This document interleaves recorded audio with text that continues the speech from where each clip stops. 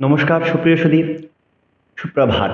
আজকে আমরা শিখব আধ্যাস্তোত্রমের পঞ্চম নাম্বার শ্লোকটি।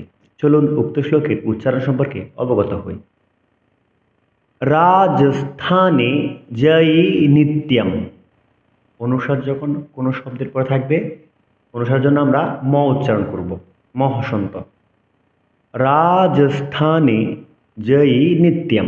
পরের অংশ আছি প্রসন্নাঃ সর্বদেবতাঃ। প্রসন্নাঃ সর্বদেবতাঃ। বিসর্গ যখন কোনো শব্দের পরে থাকবে, বিসর্গের জন্য আমরা হ উচ্চারণ করব। পরের অংশ আছি ওম হ্রিম। উক্ত শব্দটি আমরা উচ্চারণ করব, কিন্তু অক্ষর হিসেবে গণনা করব না, কেননা উক্ত শব্দ দ্বারা দেবীকে আহ্বান করা হয়েছে। ওম হ্রিম অর্থাৎ হে মাত। পরের অংশ আছি ব্রহ্মাণি ব্রহ্ম লোকে চ। 8। ব্রহ্মাণি ব্রহ্ম লোকে চ। 8। পরের অংশ আছি वैकुंठे। वै दीर्घस्वर। वैकुंठे सर्वमंगला। वैकुंठे सर्वमंगला। चलुन उक्त श्लोकटी सुर दिए पाठ करार चेष्टा करी।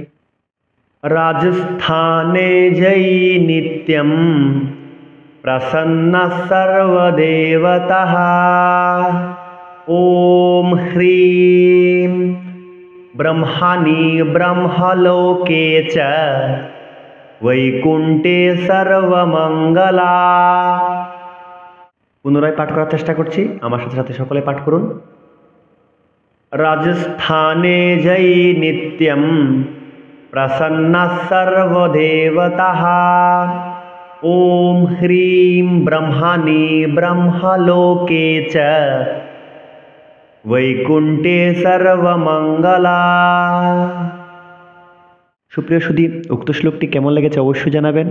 আর হ্যাঁ, উক্ত শ্লোকটি আপনার পছন্দের কাউকে শেয়ার করে তাকে সাত্ত্বিকভাবে শিখতে সাহায্য করতে পারেন। সকলকে অসংখ্য ধন্যবাদ। নমস্কার।